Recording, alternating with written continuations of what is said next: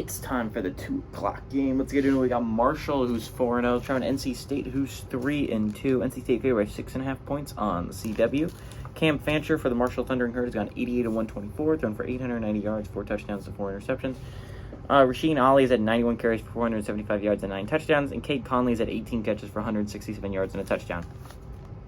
Brennan Armstrong's gone 94 160, thrown for 971 yards, 5 touchdowns to 6 interceptions.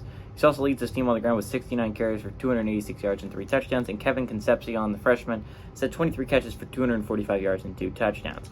NC State's 5-0 against Marshall all time from 1991 to 2018. There's been 2 one-position games, and NC State won both of them. So, I think what's really kind of interesting in this game, right, is this was a chance at an elimination game. I was kind of looking forward to it, right? You don't get very many elimination games this late in the season between a Group of 5 team and a Power 5 team. It's not very often. And if NC State had pulled it out against Louisville, this would have been an elimination game. We would have seen an NC State team that was 4-1 playing a Marshall game that's 4-0. Whoever loses is out of playoff contention. Whoever wins stays in it. Unfortunately, NC State blew the game against Louisville. And I mean, like, really kind of blew it. They had multiple chances in that game. They had the lead at halftime. But again, another thing that's just going to come back to hurt NC State this year is their offense is very bad. Their defense is awesome. They have a great defense. Phenomenal defense. But their offense with Brennan Armstrong has been lackluster, to say the very least. You can kind of say the same thing about Marshall, except for they're 4-0 and NC State's 3-2. But just 3-2 playing Louisville and Notre Dame, which one of them will have a loss after this week. But as of right now, both teams that NC State has lost to are a combined record of, I think, 11-0. So, I mean,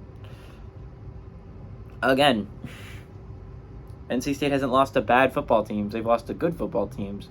And to Louisville, they lost close to a good football team. Marshall is a little bit more interesting, right? They really haven't played anyone as of note. I mean, outside of the win against Old Dominion, which was a somewhat impressive win, Marshall's yet to play really anyone that's of any caliber, right? Like, Marshall has yet to play a pretty good football team. NC State's a pretty good football team. This is a very competent defense. The offense might not be the best in the world. Actually, listen, Marshall played Virginia Tech. I guess Virginia Tech's at least somewhat of a competent football team, but NC State's much better than Old Dominion. They're much better than Virginia Tech. And I think NC State defense give Cam Fancher fits, who's already not playing his best football right now.